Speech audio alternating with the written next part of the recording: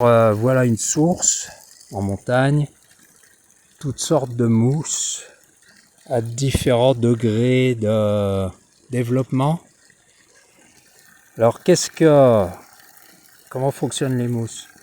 Ce qu'on voit là, ce sont des formes haploïdes, c'est-à-dire qu'il n'y a qu'un jeu de chromosomes dans ces êtres. Alors soit femelle, soit mâle.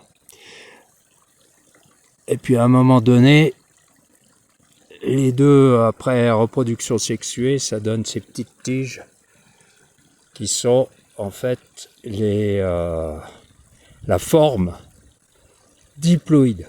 C'est-à-dire mon équivalent, moi je suis un être diploïde. J'ai le jeu de chromosomes de mon père et de ma mère au sein de toutes mes cellules.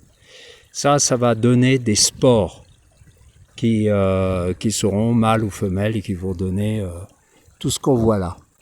Alors ce qui est devenu, enfin ce qui est très rare et ce que je ne vois jamais, c'est le mâle en état de reproduction.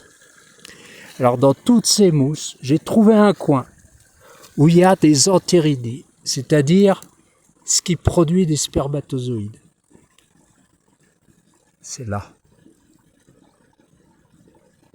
Alors dans tout ça, il n'y a que cet endroit où je vois une production d'entéridés. Alors sans doute que je suis pas là tout le temps et qu'il y en a peut-être eu d'autres, mais majoritairement les mousses ça se reproduit sans le sexe.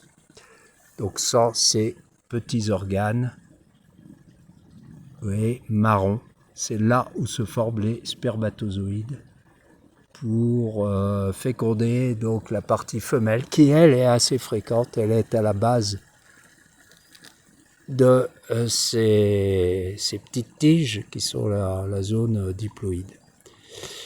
Donc les femelles sont fécondées par les spermatozoïdes produits par le mâle.